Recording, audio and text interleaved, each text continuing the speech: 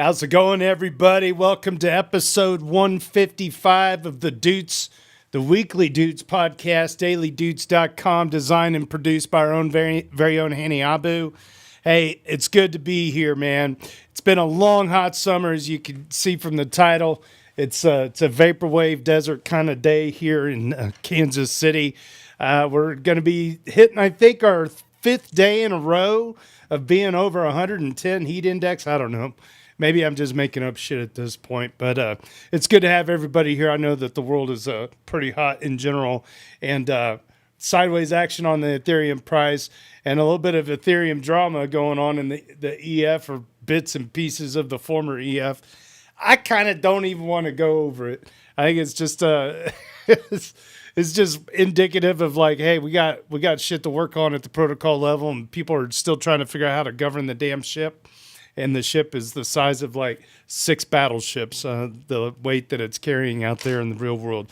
But yeah, pretty cool to have everybody along for the ride. We are streaming on, I think, 5 different channels, 2 of them on X. Follow at EV Mavericks on X. You can follow me at ProDJKC on Twitter as well. EV Mavericks has a Twitch channel, and I'm streaming, of all places, LinkedIn. Why not, huh? And then YouTube, of course. So welcome, and thanks for hanging out today. If you guys want to jump in on this action, you can head to dailydoots.com, and we've got links to all of our places to be. But our main show takes place on Discord. It's not token gated. Anyone can join the conversation. I'll be kind of looking at Discord too. If you want to raise your hand, jump on stage, you got something to talk about in relation to the Doots, that would be great. So the Daily Doots is all about showcasing the best of the week that was from the daily general discussion on our Ethereum on Reddit. It's a read-along reaction series. If you want to read along, you can head on over to dailydoots.com, designed and produced by our very own Hanny Abu. So everybody that makes the Daily Doots gets a point by me, and then the A word curates a list of the week's best Doots. I don't read any of these out ahead of time. But let's just jump in right away. We'll get right into our rich list for this week.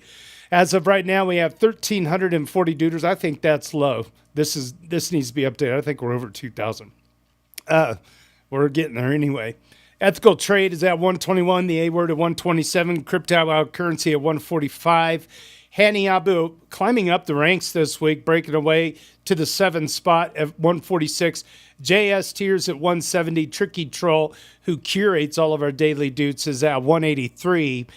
Benito 2030 is at 185. Super Fizz is at the big 250 mark. Logri the Bard has climbed up 1 point to 265, and Harog sits at the top of this week's list, as always, at 368. All right, very good. Well, let's go right into the weekly roundups. Again, these are all hand-selected by one of our EV Mavericks, the A word specifically. Oh, by the way, we do have guests coming up. We've got Quotient coming up next Friday, and we have the Zao with Zal coming up on the 28th. So excited to get some guests back in the calendar. If you know anybody that wants a piece of this action, just send them our way. We love trying to highlight all the teams and all the people that are out there working in the Ethereum landscape. All right, here we go. Let's see the morning roundup. As of this morning, Hitman 616 chimes in. Ethereum, this is our trifecta. And Frank the Tank price is $1,880. M4G lock at the ratio of 0.02971. I feel like the ratio has made somewhat of a recovery. I think didn't it go all the way down to like 0.25? Yeah, this big dip right here. This was looking back whenever that was. But yeah, it's just been steadily climbing up on that ratio, creeping up. Are we going to get a Sunday surprise? That would be fun. We'll see if that happens. Maybe, maybe not. But Sundays sometimes get a little crazy. The weekly haiku, courtesy of JS Tears, money frame by frame, privacy instead of fame, Ethereum game. That's very good. How does he do it, JS Tears? JS Tears delivers a daily haiku every single day. Ethereal News, hosted by A.B. Kotha, fellow moderator on Reddit. Ethereal News Weekly, Number 35, the big three takeaways. Justin Drake is saying that Poseidon is abandoned. ETH Coordinate evolved from ETH Stakers. So now instead of ETH Staker, it's ETH Coordinate, end of an era. I don't even know how to say this word because it's got a funky symbol on it, but I'm going to say Plata Berget. Glamsterdam Public Testnet is now live. You can get all of these articles and more at ethereal.news, produced by one of our very own moderators. Our ship post of the week comes by way of CryptoWow Currency because we always like to save the best for first. Here's a helpful template for you all. Your post advocates a cap-based, identity-based, market-based, or vigilante-based.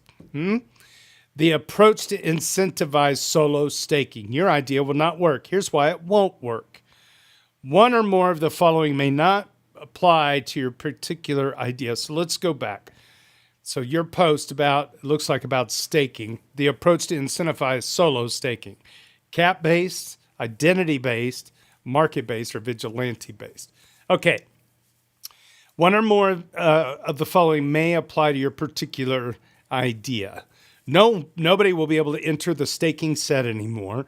Large stakers can split their stake up into a bunch of small 32 ETH validators. Large stakers can cheaply rent a bunch of IP addresses to assign validator traffic to. Large stakers can anonymize their staked ETH to hide the very fact that they're a large staker. Solo stakers will be incentivized to stake with an institution instead of solo staking. Specifically, your plan fails to account for the following: laws expressly prohibiting it in most countries globally, lack of centrally controlling authority for authorizing new validator entries, people assigning the withdrawal addresses to a contract, people trading ownership of validators without ever actually exiting them, and then you got your generic asshats, and the potential dangers of weird, unproven consensus mechanisms, huge existing investment in ETH by institutions, looking at you, Tom Lee, eternal arms race involved in all approaches to identifying how much stake an entity controls. It goes on. Profitability of large stakers splitting stake and pretending to be a bunch of solo stakers. Dishonesty on the part of stakers themselves. Malicious software that stakers write themselves and run on their staking rigs. Geth. Okay. And the following philosophical objections may also apply. Ideas similar to yours are easy to come up with, yet none have ever been shown practical. Any scheme based on opt-out is unacceptable. Interactions with the beacon chain deposit contract should not be the subject of legislation. Block lists suck. Allowed lists suck. We should be able to stake any 32 ETH no matter where it came from without being censored. Countermeasures should not involve sabotage of public networks. Countermeasures must work if phased in gradually. Spinning up a solo validator up and down should be essentially free. Rotating keys for a solo validator should be free. Why should we have to trust you and your servers? Incompatibility with open source licenses. Feel-good measures that do nothing to solve the problem. Temporary time-limited validators are cumbersome. I don't want the government vetting the origin of all my ETH. Killing them that way is not slow and painful enough. Furthermore, this is what I think about you. Sorry, dude, but I don't think it would work. This is a stupid idea, and you're a stupid person for suggesting it. And finally, nice try, asshole. I'm going to find out where you validate and slash your entire stake. Oh, boy. Adapted from craphound.com/spam solutions. Okay. All right. I'm going to be quite honest. I don't quite follow what this was, but it sounds like a selection of options based off of the staking situation unfolding. We'll move on. If anybody wants to jump on stage, just raise your hand. I'm happy to have a co-host since it looks like Logree is not going to make it today. All right, Someday It's Dark revisits the issuance discussion after working through research and user PA7X1 for patiently answering questions. By the way, user PA7X1 this last week Believe got a double doot on one of these days.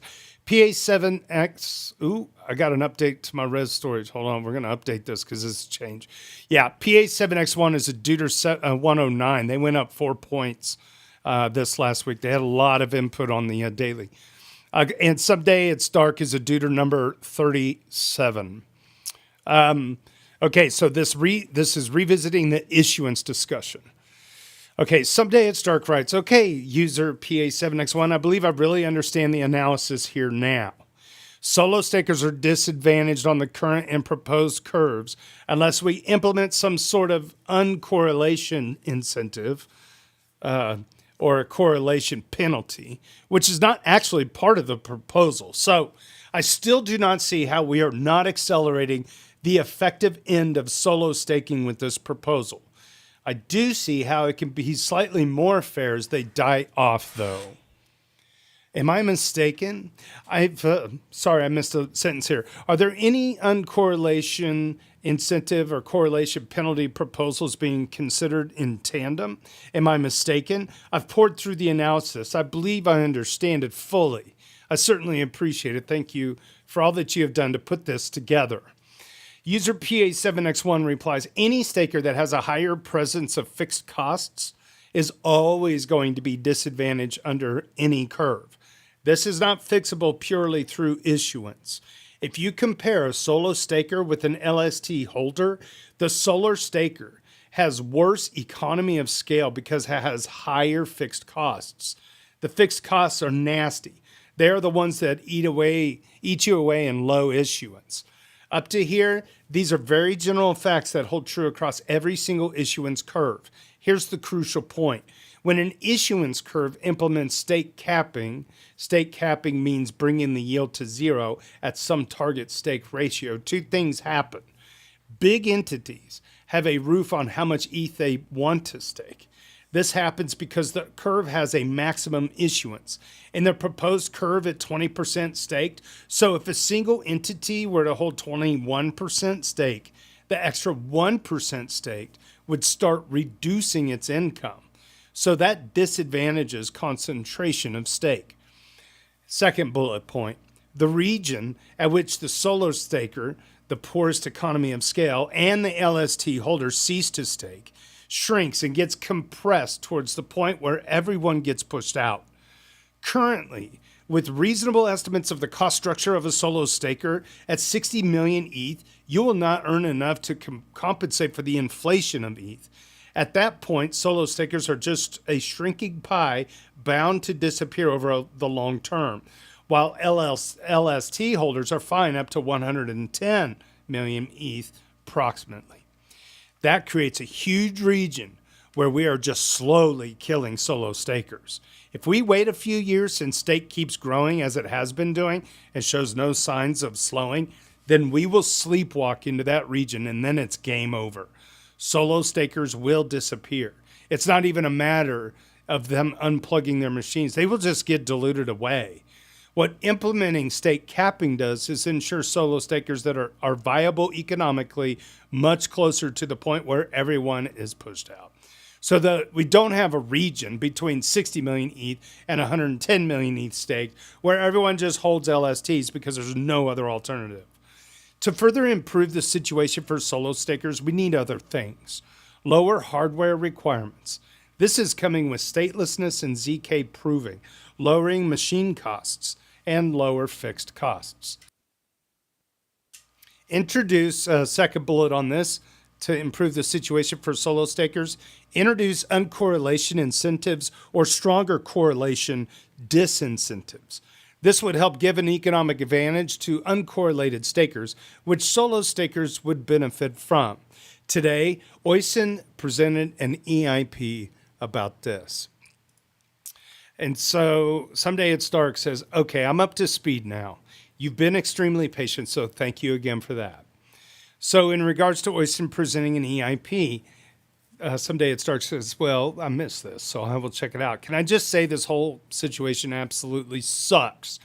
Back when proof of stake was being discussed with EIP 1011, and we were going to need 1,500 ETH to solo stake, which even back then was a disheartening and impossible amount, I kind of thought that long term, if Ethereum were successful there were good odds that a majority of ETH would end up getting staked, and it would turn staked ETH into some weird low APR internet bond. Apparently, this was maybe right, but I previously never construed it as a bad thing. We spent years engineering different proof of stake arrangements like EIP 1011, but kept re engineering them until we got to the merge. There were countless discussions about an existential slashing crisis throughout, and yet somehow we got to the point today where a supermajority bug is a valid argument for making changes to the issuance curve. I guess I don't know when the misstep was. I think it's just going to be tough to be a solo staker. Wear that badge with pride, fellas. F it. Some days it is dark. Hell of a post there. If you guys have any questions, they should pop up on my screen on Restream here if you put in any comments in YouTube, if you have anything you want to add or say. And, of course, stop by dailydoots.com, jump on the Discord stage. The links are all right there. Okay. User Rhythm of ETH wonders what 300 million gas after Glamsterdam could mean for Ethereum, leading to an interesting discussion with Edmund Edgar, fellow moderator, about on-chain storage. Rhythm of ETH for this week is a Deuter number 111. Rhythm of ETH writes, I wonder if people realize that after Glamsterdam, the gas limit can be raised to 300 million gas, which means ETH turns deflationary at 2.66 Gwei base gas. This is deflationary ETH. While a simple transaction costs barely 10 cents, because obviously ETH will be 10K, ha ha ha, right?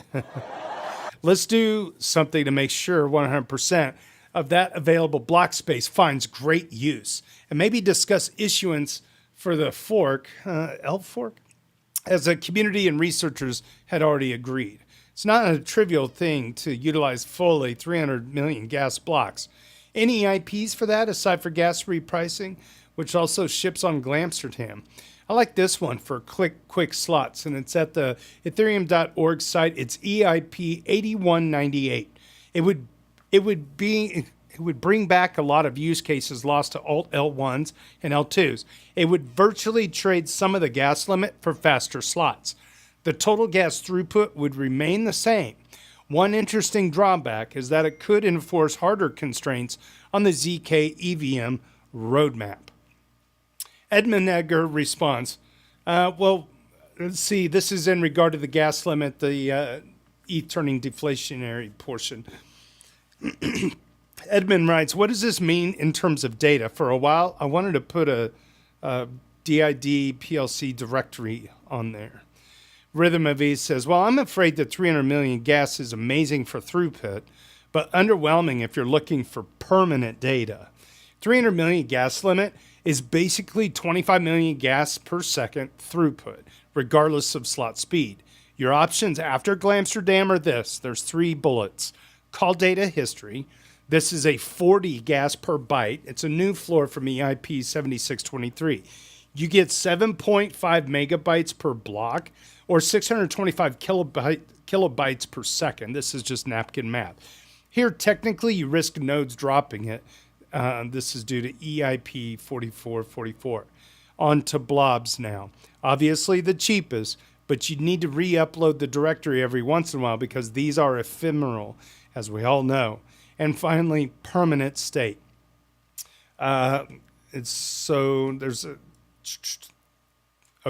Permanent state is S-Store, which is 20K gas per 32 byte slot, or 625 gas per byte. Or the S-Store 2 contract code trick is roughly 200 gas per byte, and only 0.5 to 1.5 megabytes per block, 40 to 120 kilobytes per second. This is the only that puts on Ethereum the way I think you mean. Edmund goes on, I'm not familiar enough with it, but DID PLC full export uplog seems to be in the order of tens of gigabytes. This is just napkin math. Permanent state, 2 bullet points here. Permanent state seems the reasonable one, but there's some talk of disincentivizing it further. If you are stubborn and patient, You can use anywhere between 2,000 and 4,000 ETH to put 10 gigabytes on Ethereum if there's no congestion. Blobs would require a funny rolling update to keep the data alive. Each blob is 128 kilobytes, costing 138,000 blob gas. It says kilobits in this one here.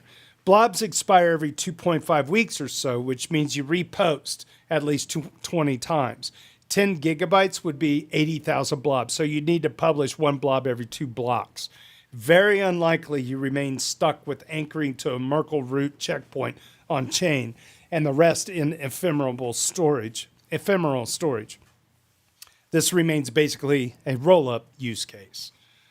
That was highly technical. Rhythm of ETH and Eben Edgar nerding out over Glamsterdam stuff. All right. This looks like a relative new name. Alatar Hun. Alateral Hun provides a detailed explainer of the EIP 8363 debate. Duder number 4, yes, relative newcomer. Welcome to the weekly show. Congratulations, you made it. Call your mom. Alatar Hun writes, context. Ethereum's issuance policy is number 1. Ethereum's issuance policy was changed in a somewhat expedited but conservative way several years ago, with an expectation that the topic would eventually be revisited. Number 2, some stakeholders now believe it needs to be revisited relatively soon because too much ETH is being staked, putting downward pressure on staking returns and potentially creating broader distortions. Number 3, the optics of the proposal were poor from the outset. It was submitted just before the proposal deadline and tied to a named upgrade, Hegota, creating the appearance of putting the cart before the horse. Number 4, there are also fundamental differences in incentives across small stakers, large staking operators, LST providers, and institutional custodians, which inevitably pulls companies such as Coinbase into the debate. Number 5, the proposal may directionally be valid, but it is aggressive and by design, and in my view, too lightly evidenced to support a policy shift of this magnitude as currently written. Here's the summary. The current Ethereum curve pays lower percentage yields as more ETH is staked, but the total issuance continues rising, and staking yields never fall much below roughly 1.5%. EIP 8363 argues this could eventually push a very large share of ETH into staking custodians, ETFs, LSTs, and institutional operators. The proposal would do the following bullets. Calculate a burn based on the total staking balance, burn part of every validator's idealized attestation proposal and sync committee rewards, increase that burn as the staking ratio rises, fully offset the consensus issuance at 60.25 million ETH stake, approximately 50% of the current supply, and finally phase the permanent yield reduction in over 18 months. The proposal does not model the following. The desired dollar value of slashable stake under major ETH price declines, operator concentration under different yields, regulatory coercion and custodial correlation, MEV concentration, institutional versus solo staker yield sensitivity, and the effect of future consensus improving rules. All right. There's a whole chart about the approximate permanent yields. It's a heavy topic right now. I feel like going back like Tom Lee and Bitmine and like just even some of these bigger institutions that were buying swaths of ETH. People are like, yay, they're staking. It's going to dilute the supply and the price is going to go up. And it's like, man, the price did not really go up and more shit just keeps getting locked. And so, like, I think it was Logri the Bard said in the episode last week, he's like, we wouldn't have any of this concern if we had more apps just generally burning the shit out of ETH and the price was higher than it is now. And now it's like we're trying to engineer a way out of like, it's like the self-choking, what is it? Where the frog is in the swan's throat, but the frog's hand is coming out of the swan's throat and choking it. It's like choking itself in a way. I don't know. It's kind of interesting. It's definitely top of mind right now. Pretty incredible. I'm gonna adjust this light real quick. You listen to this little song, okay?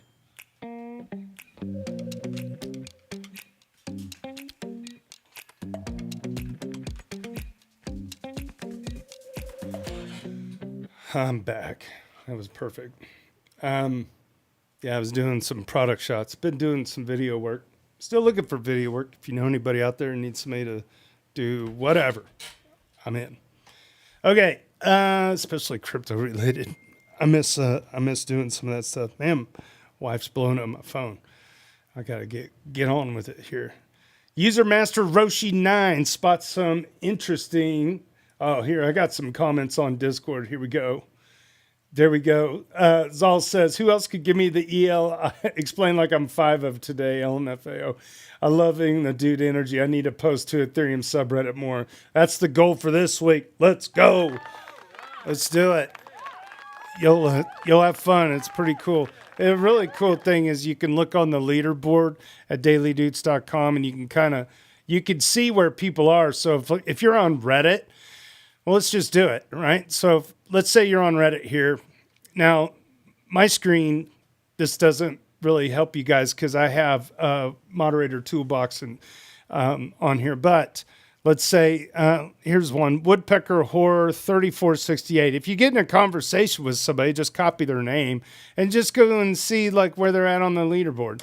So if I paste in his name, he's been duded 7 times. So that's not nothing, right?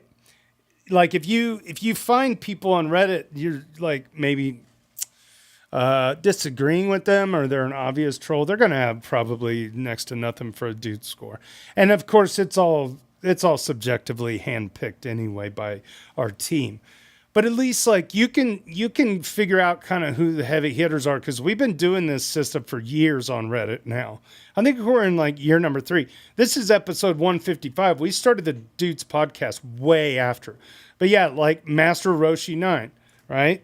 Is that who we're talking about right now? I can't remember. Anyway, if I put in Master Roshi 9 and you hit enter because they have a lot of good quality posts, there you go. And you can follow people on Reddit too, but if you just want to get an idea of who you're talking to, and look at here, 1,340 duders. I thought it was higher than that for some reason, but it doesn't really matter. You get the idea. So it's a kind of an interesting way that we do Reddit. There's no other community that uses. I mean, I'm using like a moderator or Reddit enhancement suite to hand tabulate all of these scores for all these different accounts. And there's just some really good people. I've met a few of these people in real life. But like Harog, Duder 368, that's like God legendary status. Nobody's that high. I mean, he's 100 more points ahead of second place, who's also a freaking legend. Logary the Bard, tokenomicsexplained.com. And Superfizz at 250. But you could see like there's quite a few people that have well more than 10 on our list. Let's just count all the people that have more than 10. So 219 people have been nominated to the top of the daily. That's pretty significant. That means Tricky Troll found their content to be useful and they got nominated, and then I graded the score. It's just that easy. It's just a simple social way to kind of get a grasp of who's talking about what and how often and how much they're around versus like people that use Reddit or Twitter to drive by post and all that stuff. We do a really good job like curating a good community out of that. Okay, yeah. Speaking of user Master Roshi 9 spots some interesting on-chain trends and wonders why they might start the signal of a new bull market. I'll take that. Well, it's easy to become jaded during a bear market while we all wait for the world to catch up and for ETH to move, but it's always important to stay clued into what's happening on-chain. I continue to be encouraged by more on innovation and on-chain experiments and the emerging trends. More and more, I'm becoming convinced that it may be an indicator of a shift into the beginning of a new bull market. Here's what I've been noticing the past couple of weeks. Bunch of bullet points here. Perps platforms continue to print revenue. Everyone knows Hyperliquid and Lighter as the leaders. More exist. Some are pre-token. Competition seems tough, and I'm not knowledgeable or interested enough in this sector to comment. Moving on, a meme token on Robinhood. I know memes suck, but keep reading. A listing on Robinhood was aggressively front-run. Trading meme tokens is more and more a losing game without an incredible edge. Not just insider info, but the ability to monitor the chain as well. Here's an interesting article outlining the situation. At the same time, meme token launchpads are telling incredible revenue stories. Pump, Pawns, FOMO app, and now Uniswap are all doing well. But I hate this sector, and the competition is everywhere. I can't help but think the last point will create more losers and stunt this at some point, but who knows? Trading card collection platforms are doing incredible revenue. The biggest names are Collector Crypto on Solana and Monster, I think, on Mega ETH. I'm not particularly interested in trading cards, but I think this is worth watching. Oh man, pour some out for Gods Unchained. I may or may not be a Genesis holder. NFT infra and the new model surrounding tokenization is a new sector that I'm absolutely paying attention to. And for the first time in the bear has caused me to take positions and speculate. And I'll talk about these next because they're more interesting to me. All right. Good. Fake world assets. Now, these are the two big names to watch in the NFT infra game. Fake world assets, which is on mainnet, which I've talked about here, is seeing a steady daily volume and burns the token for revenue. NFT users can put their ETH and NFTs at risk to earn from gamblers who pay ETH to spin a gotcha front end. I don't know what that is, GACHA, for rewards. Currently, the highest reserve-backed NFT is a 300 ETH reward or a CryptoPunk. That liquidity is raking in nearly 1.5 to 2 ETH a day for that punk owner. The product has only been live for a couple of weeks, but had already been forked and built on a ton. The creator has more ideas as well, apparently. On the token, market cap is very low on this, so there's a big upside potential and a big bust potential. And number 2, stonk brokers. This is Robinhood chain. It pairs a reserve of NFTs against their token using a new Anvil AMM they created, which prices NFTs at static quantity next to an ERC20 token. They paired stonk broker NFTs in reserve with an ERC stonk broker token to create a liquid floor on the NFT. Others can provide liquidity too. Trades of the token create revenue, which purchases a war chest of stocks, and NFT holders burn stonk broker tokens to activate higher shares of this and other revenue streams. Each stonk broker NFT has an attached wallet embedded, which travels with it. The other revenue stream is a cut of trading from projects that issue NFTs and tokens using the Anvil AMM. So far, there's been one project to do this, which literally launched yesterday. Stockbroker NFTs recently passed Pudgy Penguins and are selling on OpenSea at a market price of 7-ish ETH, with a floor of 6-ish through the token. The token and project has been live for about a month, and the token has run nonstop, so be cognizant of that. That's it for my update on current on-chain games and trends.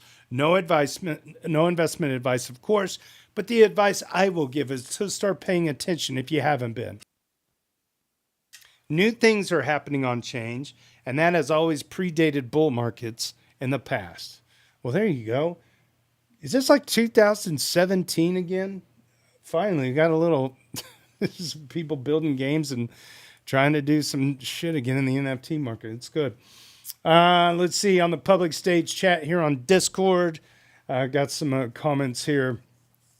Next Level Fantasy in regards to app development that Luggery the Bard was talking about. Next Level Fantasy says, amen to all that. There's so little app level funding, though. Yeah, that's a good point. These apps ain't going to build themselves. You know, people got to eat, got to get that machine going again. And Zal says, I got to follow some people on Reddit. I never follow people on Reddit. LOL. Yeah, the easiest thing to do is like just open up the daily and just kind of cruise through it every now and then. You'll start to make a memory bank of the people that you connect with the most. Zal continues, I want to make a meme token called PFOF on Hood Chain to explain how Robinhood's business model is selling their clients' trades to market makers. RIP God's Unchained. I'm a big TCG guy. Yeah, that's yeah. I bought a lot of those packs. They were fun to open up. My thing with God's Unchained is I was never into Hearthstone, and I really wanted to see if my son could play. And I think there was always this rumor that there was going to be a tournament because my son's smart. He gets it from whoever. I don't know. I need to get a paternity test, but my son's a pretty damn smart kid, and it'd have been neat to see him play. But he ended up not really liking the game dynamics. It was a little. I don't know how to put it gently. I think it was a little too nerdy for him to try to figure out all the combinations of cards to get and all that stuff. Yeah, and Zal agrees gameplay was not great. Saltorius made a tournament for Gods Unchained. I still like it though. I mean, there was a lot of work to went into the art, and I like the sounds, you know. And I don't know. I tried playing it. It was a little beyond my brain, but I mean, they still have players. They still got a Reddit, and there's still people playing. I just without knowing any data or metrics, who knows? But anyway, moving on down the list. Good stuff. It's cool. It's cool to see people posting about things that they're following out there. I don't want to minimize that. I think it's really interesting to see people talking about projects again and being excited. Something else about the stunting of the bull market. I think war is a big problem. You could say what you want about Trump. He did bring a lot of crypto pack money to the table, which and I think there was a lot of leadership from the right, not just Trump, but leadership in general from the right that was obviously catching tailwinds and helped put crypto in front of Congress and finally the Senate. And we get the Genius Bill passed. But I feel like for all of the headway that has been made in the last 4 years 2 years really, but maybe 3, of all of the headway that has been made and the positivity and the turning of the tide of the conversation in a positive way for crypto to be instituted correctly, not as a central bank digital currency, but hopefully as a privacy preserving thing. And obviously money, all these things, like all of the good shit that was being helped out and moved forward has all been but eliminated because of one dude, and that's Donald Trump and his incessant grift on the industry. I stand by that. Some people, listen, I'm not a fan. I've not ever really been a fan of that dude, but I was for a lot of the stuff that was happening on the right that was helping the industry.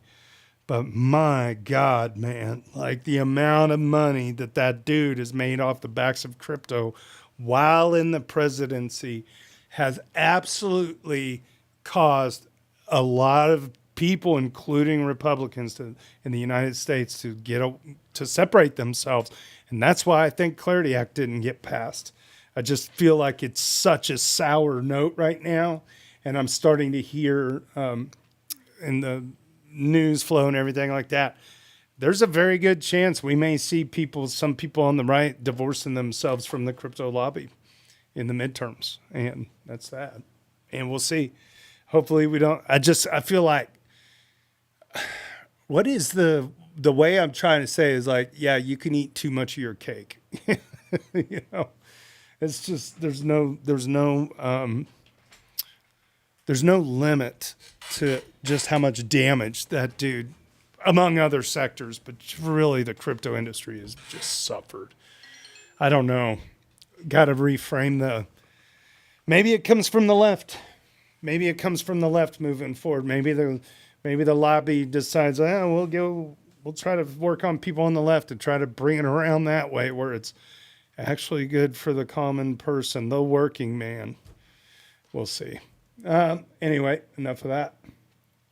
Yeah, there we go. To be honest, Zal says the presidential meme coin ruins everything legitimate about the blockchain. At least ruins the perception of everything about the blockchain. I don't know. We'll just see. I feel like it's a bit demoralizing, and I can understand why so many people are leaving the industry because they just don't want to touch anything that has that much potential for grift in the highest offices of the land. They just want to get on with data centers and AI, which has its own problems. But I'll move on. Good. Let's see. Rhythm of ETH. Okay, yeah, here we go. Rhythm of ETH. Again, this is This is 2 weekly dudes from Rhythm of ETH. This is a good egg. Shares an alternative proposal to preventing state growth. All right. According to x.com, this is an X cancel link. Let's see. Let me find the article.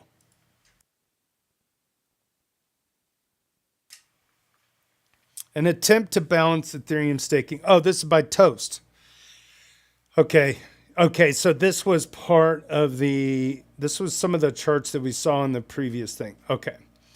So according to this post by Toast, Rhythm of ETH says the numbers do not work to me, but the mechanism is inherently simpler, doesn't mess with issuance curve excessively, only sets a hard limit, instead focusing directly on what needs to be addressed.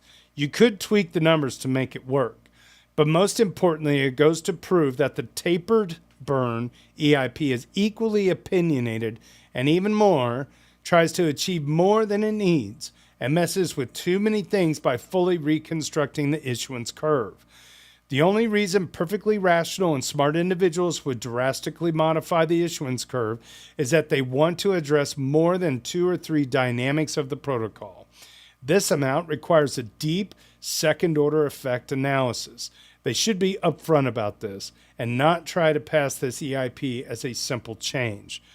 Postscript. Just as I was writing this, EIP proposers have started conceding a few points and validating concerns. I thought all this challenging was uncalled for. Ethereum-magicians.org EIP 8363 tapered issuance burn. You can go check that link out. Or you can come find it on dailydoots.com. User Harog, our top of the heap guy, weighs in on EIP 8363 and incentives for the decentralization of the staking landscape. And then user UAP44 builds on this with a good point about the importance of long-term ETH issuance policy. Oh, this is a big post here. I want to look up UAP44's Deuter score. So Deuter number 2, responding to Harog, making it on the show too. This is a pretty long read here. Okay. Pretty much everything has been said about the issuance change in the last few days.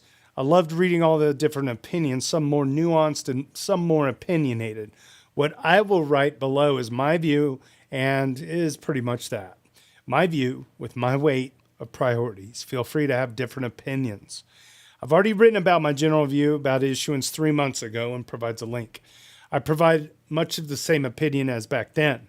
Issuance is here to pay for a service, namely providing Ethereum network with security.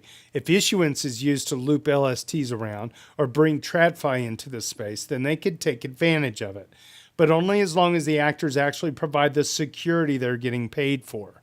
LST loopers can cost the space quite a bit as well, and the recent RS ETH hack made pretty clear. The 3AC meltdown in 2022 also had a large depeg of LSTs due to looping, if I remember correctly. So not sure if this is part of the DeFi that should be protected by ETH holder dilution. They add validators, sure, but destabilize other parts of the ecosystem. In general, the stakers are getting paid by dilution of every ETH holder, mostly small amounts, but they are definitely getting diluted. One, you can think about it differently. If every year you have to take 0.86% of your ETH holdings and send it to Coinbase, probably the largest staker, Binance, Kraken, Bitmine, etc., would you feel that your money is well spent for the security you're getting? And would you be willing to pay up to 1.5% every year in a most extreme but unlikely outcome? In my view, the amount of ETH staked is already above what Ethereum needs to be secure. Staking ratio was stable for some years, but it started growing again and at the beginning of this year. For these reasons, I'm open to a change in issuance. But as said in my older post, it really depends on the proposed changes. Okay? Now, let's go to the specific proposal, EIP 8363, which tries to solve some of the issues. One goal of the proposal is to keep the ratio of ETH staked below 50%. Okay, the general issue this tackles is that if any system or economy starts to be dominated by a single mechanism or sector, this sector becomes, quote, too big to fail. This adds a systemic risk and fully entrenches certain actors at the core of the protocol. That is not healthy, especially not for the system or the economy as a whole. For this reason, I think keeping the staking ratio below 50% is a great goal. But with the proposed mechanisms, the EIP will achieve that, at least over longer time horizons. The current issuance curve cannot guarantee anything like that. So I consider this a clear improvement over the status quo. The exact number of 50% is a bit arbitrary. In my simple view, one has to make sure it is clearly lower than 50% of the whole system. It could be 45% or even 40%. These are pretty much the same numbers in that context, at least. Issuance is a planned to transition smoothly in the sense that initially on the new curve, there is no APY change for stakers, and within 18 months, the lower curve is approached. As I consider this a good time horizon, and it prevents shocks in the ecosystem. That is necessary and reasonable. In a few years, if stake ratios increase with the current issuance curve, such a smooth transition will get more punishing and also more complicated. Not impossible, but more complicated. Now comes the most contentious part. Here we go. Solo stakers. The current issuance curve slowly marginalized solo stakers, and it will continue to do so. The proposed EIP 8363 does not change that outcome fundamentally, at least in my view. People make long economic arguments why the new issuance is better by leveling the playing field between solo stakers and professional ones. But as we have seen from the many solo staker opinions here and at other places, they pretty much only look at the APY to decide if they should stake or not. And with this proposal, the APY could potentially go to zero. The intricate economic arguments brought up might not really be important to solo stakers, even though they should be. So I do not think that this EIP can actually meaningfully diversify the staking landscape or even protect the solo stakers in any meaningful way. Well, that is not surprising. Issuance is just one lever, and it is pretty much impossible to find a good solution in such a complicated landscape by just having one lever to pull or push. Issuance is an important lever, and it can solve some issues Ethereum might encounter in the future, but not all of them. As written in the last post 3 months ago, which is linked above, a large issuance change for me is only acceptable in combination with additional safeguards to make sure that not only large entities grab the whole validator set. The most ideal way would be by being able to identify small stakers and giving them a higher APY. Unfortunately, there is no way to do this permissionlessly. The next best approach is to punish large stakers more if they make a mistake. This would improve the APY for solo stakers, at least relative to the more professional ones, and more importantly, to increase the cost for professional stakers, as they will have to separate their staking setup into smaller subgroups so that only a smaller part is affected by a single configuration change. This would push the staking ratio equilibrium towards slightly higher APY. This punishing of large stakers would also help to diversify setups within large operators and strengthen Ethereum resilience at least a bit. One such proposal is EIP 7716, anti-correlation attestation penalties by Oysen Kine. It simply increases the penalties for missing attestations if large parts of the network are offline. Nowadays, such mechanism would only kick in when the network loses finality. With EIP 7716, this would already kick in at lower attestation failures and increase with more validators being offline. This would target mostly large entities. To be fair, though, it would also hurt a much broader part of the ecosystem if one Ethereum client would have a bug and stop attesting.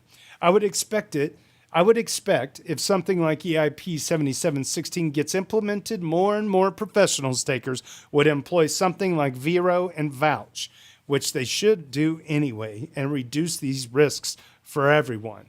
In my view, we would need more than one EIP to actually improve the staking landscape without sacrificing the diversity that is actually needed to keep the network resilient. User UAP44 replies, well, this was a good read. Thanks for posting.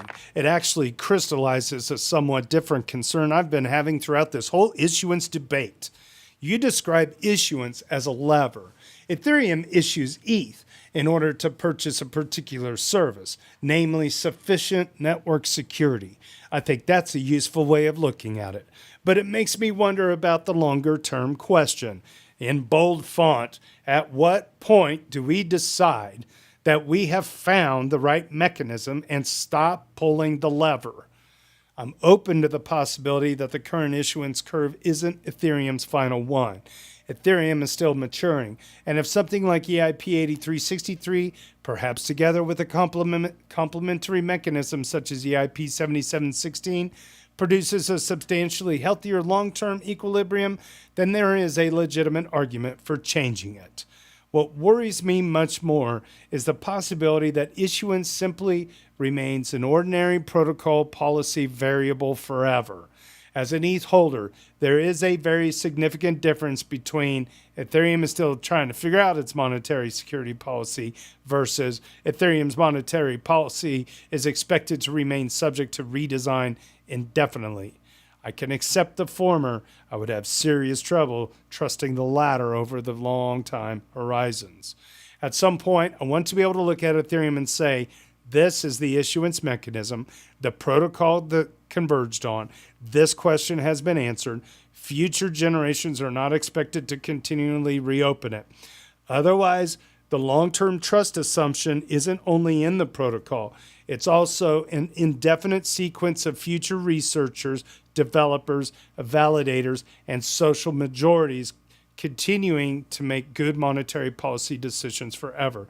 And that realization is actually what pushed me into open this discussion on the magicians. The broader issue, okay, and it goes on from there. I'm going to finish here. It says, I increasingly think the distinction between things Ethereum is still designing and things Ethereum considers finished is too foundational to remain implicit. And we shouldn't wait until Ethereum is supposedly, air quote, done before defining how we recognize that something is done. Because otherwise, there will always be another upgrade, another optimization, and another reason to postpone that conversation. Okay, without speaking too much on the proposals themselves, I would just say this. I'm not a big fan of ossifying issuance stuff, specifically because, Bitcoin's doing it and they have a security problem. I think that's kind of what makes Ethereum special, is that there is a lot more like active decision making over the long term.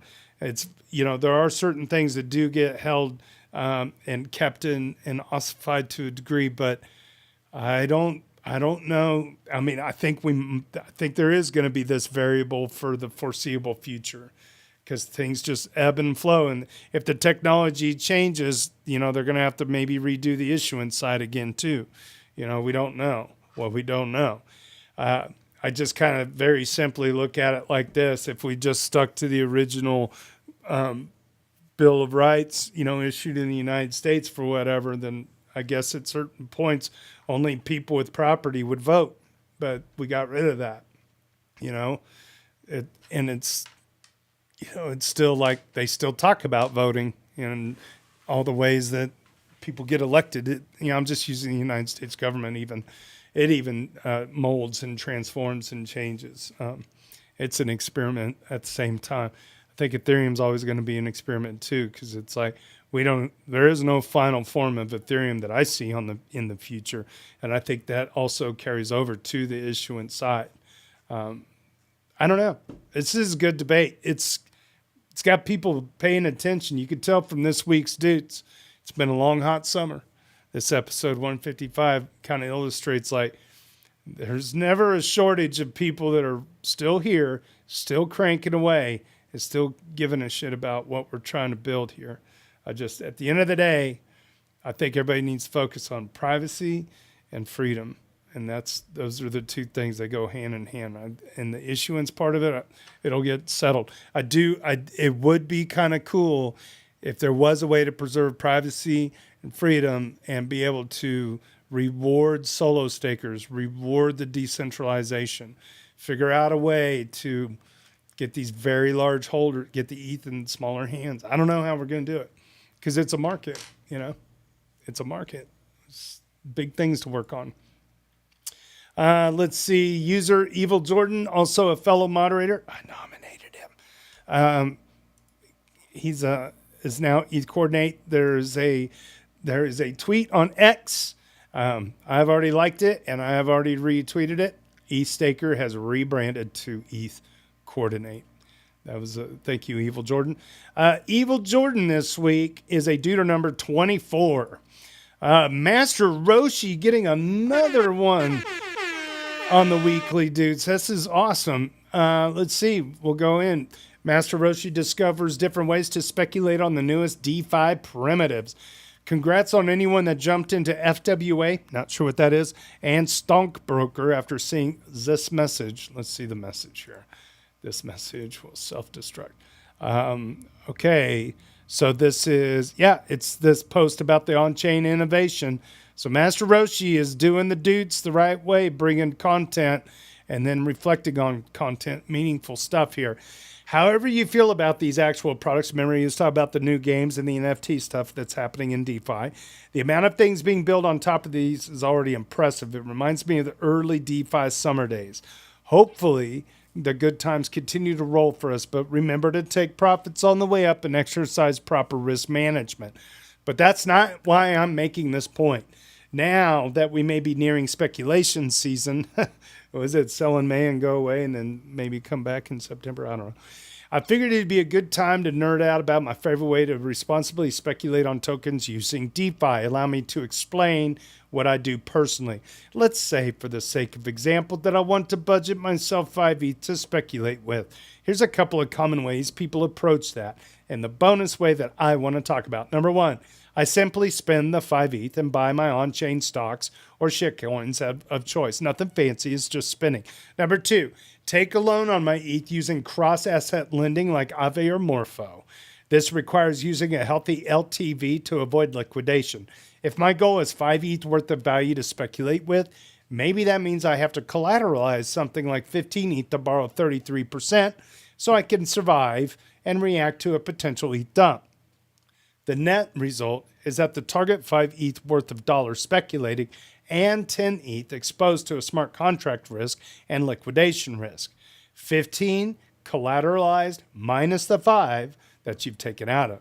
If you've collateralized an LST instead, then you can earn on your collateral, but it's basically still 10 ETH at risk. And number 3, my favorite way, which is to take an Alchemix loan. Since Alchemix uses like-kind loans, price movements on ETH do not put you at risk of liquidation. And since LTV is up to 90%, you have to collateralize much less to get the same level of spend. You could, for example, collateralize only 5.75 ETH and borrow 5 ETH of value to speculate with. But here's the thing. All of your collateral is in Alchemix. You're earning yield. So the net result here is 5 ETH to speculate, only 0.75 ETH exposed to smart contract risk, and 5.75 collateralized minus the 5 you've taken out of Alchemix. And at the same time, earning 2 to 2.5%. Another way of looking at this is that you only have 0.75 ETH exposed to smart contract risk, earning roughly 15% yield. The main difference between Alchemix and traditional lending platforms is that your collateral slowly repays your debt, ticking it down over time. So you lose the ability to hold the loan forever like in traditional lending platforms, assuming you could always responsibly handle your LTV and avoid liquidations.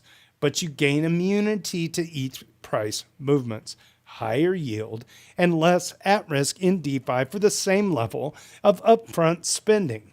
People from our ETH Finance days probably know me already and are already familiar with Alchemix. But I've come to realize with the launch of V3 that a lot of people don't know about us. I've mentioned the fixed yield product in recent weeks because it's new, simple, and yields are good. But I still think our Vault product is the secret sauce. It provides an amazing way to control your spending and mitigate risk while doing so. I'm really proud of the products we've built, and I encourage you to check us out if you haven't already. Always happy to answer any questions about Alchemix as well. Well, son of a gun, Master Roshi9, I'm going to change your tag here. You are on the Alchemix team. It's Alchemix team. Boom. That's good to know. I got that saved. Duder number 27, double dude of the week. Team member of Alchemix stopping by the Reddits. Good to see you. And finally for this week, ETH Daily delivers the daily ETH news with the post coming in a new format. Okay. Nice. Happy Monday, they said. Today I share my understanding of the issuance burn proposal. Solo stakers may still be first in line to hit negative yield. In today's news, Vitalik shared an Ethereum straw map overlay of the 2023 roadmap. ETH Labs released its week 7 update with 2 new hires and outlines its take on EIP 8363. Base turns 3, base, and introduces the Builder Grant Program. Hey, there's some money for some app builders. FWA generates more 24-hour revenue than Ethereum. Read more at ethdaily.io. We've got a daily Ethereum writer that's in our midst every single week. Well, let's see if there's any more podcast chat here. Oh, I'm opening up the podcast chat. You guys have been putting in the public stage. I got the robot figured out. I'm gonna have to test it real quick. If I had this thing set up to where it was supposed to funnel messages over to Restream, but I may have to reconnect it. But anyway, we had a lot of people talking in the public stage chat on the old Discord, so that's cool. Yeah, very good. It's all good. Next Level Fantasy, I gotta fix the chat settings on Restream. I had it set up to where if you're on Discord and you type in that Dudes Podcast chat channel, it would populate over to Restream, and then I actually have the Restream chat window right there, right below my chin that I need to shave up a bit. And those comments would show up there, but alas, it didn't work. And it's okay because the show's over. And that means you'll have to tune in next week. We're going to have team member from Quotient. And we're going to have Zal from the Zal. I hope I said your name correctly, Zur. And going to be joining the podcast, let's see, on the 28th. Man, We still got 2 more weeks of this August heat to get through. Well, that's all there is to this episode. We'll just cut it right there. Thanks so much for smashing, subbing the bells, or whatever you're supposed to do on all these darn channels. We're really glad everybody could hang out today. Thanks so much for giving us a follow. But more importantly, stop by the daily general discussion on Reddit. And then tune into this show every week that we do these podcasts. I read Reddit, so you don't have to. On behalf of the EV Mavericks DAO and the daily general discussion on our Ethereum, my name is JT. Cheers and big hugs from Kansas City.